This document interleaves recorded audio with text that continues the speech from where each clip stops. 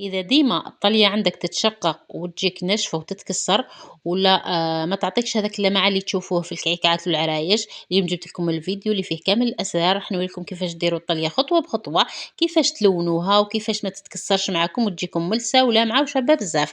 ونعطيكم المقادير المضبوطة، العدد التقريبي للحبات اللي تخرجوهم. يعني حتى إذا كنت مبتدئة هذا الفيديو رايح ينفعك بزاف وتنجحي فيه 100%. إذا أول مرة تشوفوا القناة مرحبا بكم، اشتركوا فيها وفعلوا الجرس باش يوصلكم كامل وصفاتي. وإذا عجبكم الفيديو ما تنساوش زر الإعجاب، وخليكم معي خطوة بخطوة. نصلوا ونسلموا على رسول الله عليه الصلاة والسلام، ونبدأ بسم الله على بركة الله. عندي هنا نبدأ بالسوائل. أنا راح ندير كمية قليلة غير نصف كيس تاع السكر. درت له هنا حوالي 20 مليلتر نتاع الحليب، 20 مليلتر نتاع ماء الزهر، 20 مليلتر نتاع الزيت بالملعقة، حوالي ملعقتين ونصف من كل مكون. هنا عندي نصف كيس من السكر، درت له هنايا ملعقة صغيرة نتاع الفانيليا، ونصف ملعقة تاع ملون أبيض. درت النواشف مع بعضهم، ما درتش الملون في السوائل لأنه نخاف السوائل ما نديرهمش كامل والملون يبقى داخلهم. المهم هنايا السكر ماشي هذا هو كامل، درت غير كمية قليلة فقط. من بعد نزيد شوية. هنا نفرغ هذاك السائل، نخلطو مليح هذوك السوائل مع بعضهم. من بعد نفرغهم على هذاك السكر اللي كنت حطيته في الصحن، ونبدا نخلط فيه بالفوي. واذا كانت عندكم كميه كبيره تقدروا تخلطوا بالباتور، راح تخرج لكم ما شاء الله. نخلط بالفوي مليح مليح. كما لاحظتوا عصير الليمون اللي صفيته مصفي طبعا، ما كنتش درته مع السوائل، درته وحده مع الاخر، لانه راح هو اللي يعطيني هذيك اللمعه الشابه. يعني بلا ما نديروا اللمعان، تكون هي لمعه شابه في هذوك الطليان تاعنا. يعني كي نطليوهم يجوا يلمعوا. يعني السر القارص ولا الليمون تخلوه هو الأخير باش تبداو تضيفوا فيه. هنايا كملت نصف الكيس تاع السكر، يعني كملت الباقي، وبديت نكمل نزيد نخلط بالفوي بهذه الطريقة، وخلطهم مليح مليح. يعني ماشي تخلطوا هكا شوية وتقولوا خلاص نروحوا نطليوهم، لازم تتأكدوا بلي هذاك السكر راهو ذاب معاكم وراهو ولا يعني ما يتقطعش، كي ترفدوه ما يتقطعش. هنا أنا رايحة ما نخليهاش بيضة، راح ندير لها ملون، حنديرها وردي.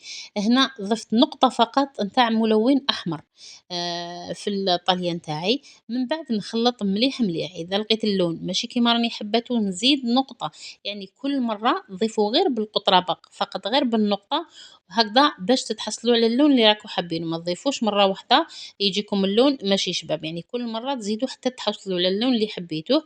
أنا هنا خلاص تحصلت على لون غوز بيبي، خرج شباب. الطلية نتاعي بلا ما نخليها ترتاح، صدقوني خدمت بها مباشرة. شوفوا كيفاش راهي ما تتقطعش، الله يبارك ما شاء الله. نجيب الحبات نتاوعي حطيهم فوق شباك في صينية هكذا، يعني كيما تحبي، ولا كاين طريقة أخرى من بعد نوريها لك مور هادية كيفاش تطليهم. تحطي الحبة تاعك وتشدي بالكوباط وتبداي تجيبيهم هكا على ضربة، راحين يتطلاو عليك كي شغل حطيتي فوقهم طرف قماش، يعني الطلية ما تتقطعش. شوفوا كيفاش راهي الله يبارك ما شاء الله. شوفوا راهي قدامكم تطلوا بكل سهولة ويجوكم بزاف بزاف لامعين وبزاف بزاف شابين.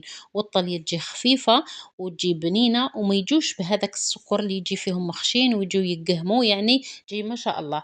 وتقدروا كذلك ديرهم في لابوش وتفرغوهم. هنا تخبطوا هكذا خبطة خفيفة. من بعد وين بقى الفراغ نتوما كملوا عمروه، ولا كملوا الطلية نتاعكم، ما تخلوهاش حتى تنشف، لازم تكون مازالها طرية. وانتم تغلقوا هذوك الفراغات. تجيبوا هنا كوردون كي تخبطوها راحين هذوك الفقاعات يخرجوا. ابداو تنحوا في هذوك الفقاعات بالكوردون هكذا باش تجيكم الطلية نتاعكم ملساء. وهنا في الوسط نتاع الكعكات راهي ممكن تكون الطلية نتاعكم مازالها شغل مرفودة هكا ماهيش هابطة مليح. جيبوا الكوردون وتخلطوه في وسط هذيك الثقب نتاع الكعكات هكذا باش تتأكدوا باللي الطلية راهي فيهم كامل وما كان حتى فراغ. البنات هنا أنا درت نصف باكي طليت به 12 حبة، يعني الكيلو راح يطلي لكم 25 حبة. وتقدروا تقسموا ولا تدوبليو كيما تحبوا قد ما كانت عندكم. يعني هنايا القاعدة الأساسية كيلو يطلي لكم 25 حبة، وانتم تضاعفوا ولا تقسموا كيما تحبوا.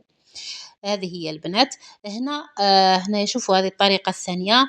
تقدروا ترفدوا فوق، ديروا الحبة تاعكم فوق شوكة ولا أي عفسة، ومن بعدك تطليوها تخبطوها خبطات، تنحيو هذوك الفقاعات، ومن بعد تحطوها تمسحوها في الطرف نتاع الإناء تاعكم بهذه الطريقة، وتحطوها تقطر، يعني هذه الطريقة ثاني شابة وعملية. هذه هي البنات.